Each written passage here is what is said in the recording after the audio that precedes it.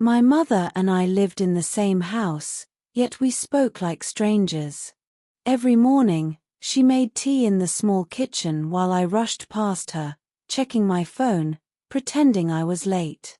She would look at me as if she wanted to say something, then turn back to the stove. We were not angry. That was the problem. Our silence was heavier than shouting. It carried years of misunderstandings, unasked questions, and feelings neither of us knew how to explain.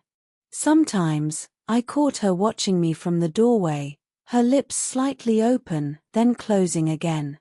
I always thought, there is time. Time to talk. Time to explain why I felt misunderstood. Time to tell her I wasn't ungrateful, just tired. Friends told me, parents don't live forever. I laughed and replied, she's fine. We'll talk later. Later became my favorite excuse. At night, I heard her moving quietly through the house, careful not to disturb me. I told myself her silence meant acceptance. I didn't realize it also meant hurt. And I never imagined how quickly later could disappear. The argument started over something small. I came home late. She asked where I had been. Her voice wasn't angry, just worried. You don't need to control my life, I snapped. She froze. I was only asking, she said softly. That softness irritated me more than anger ever could. Old frustrations rose suddenly, things I had kept inside for years. You never listen, I said. You never understand me. Her eyes filled with tears. I did my best. That's when I said it. I wish you would stop acting like a victim. The words hung between us, sharp, cruel, impossible to pull back. She didn't shout. She didn't argue. She simply nodded, turned away, and went to her room. I stood there, my heart pounding, convinced I was right. I'll apologize later, I thought. She'll calm down. She always does. I grabbed my bag and left the house, slamming the door harder than necessary. As I walked away, I never once looked back. I didn't know that sentence would be the last thing I ever said to her.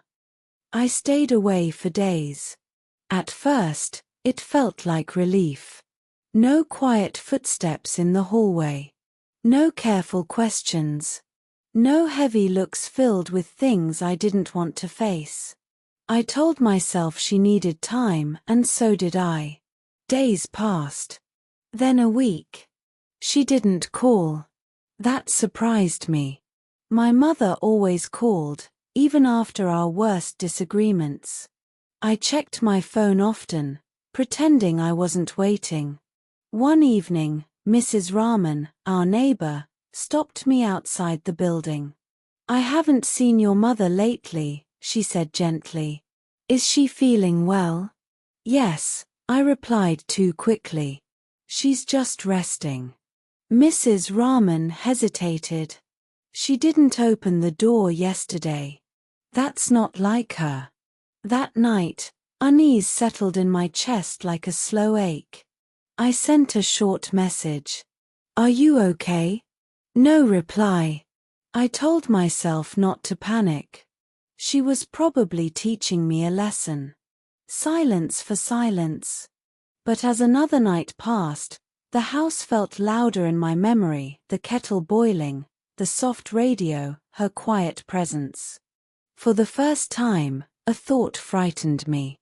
What if she isn't silent by choice? The call came early the next morning. An unfamiliar number. I almost ignored it. This is City Hospital, a man said calmly. Are you related to Mrs. Amina? My knees weakened. She was brought in last night, he continued. She collapsed at home. A neighbor found her. Can I speak to her? I asked, already standing. There was a pause. I'm sorry, he said. She's unconscious. I don't remember the drive. Only the feeling like running through thick air, too slow, too late. At the hospital, the room was quiet. Machines hummed softly. My mother lay still, smaller than I remembered, her face pale but peaceful. I took her hand. "I'm here," I whispered. "I'm sorry. I didn't mean it. I should have come back." She didn't move. The doctor spoke gently, but his words were heavy. "Stroke. Critical.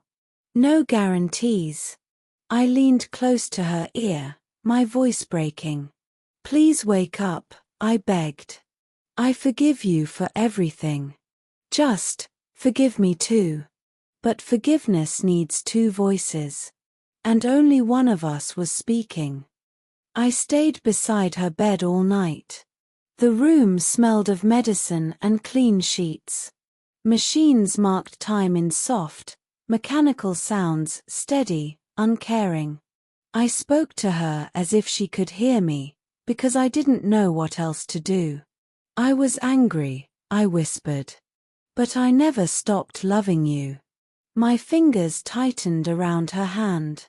It felt warm, familiar, the same hand that once held mine when I was afraid of the dark. "I forgive you," I said, my voice breaking. "For every mistake. Every argument. Every moment I thought you didn't understand me." The words came easily now. That was the cruelty of it. I leaned closer, tears falling onto the blanket. "I'm sorry," I said again. "Please forgive me.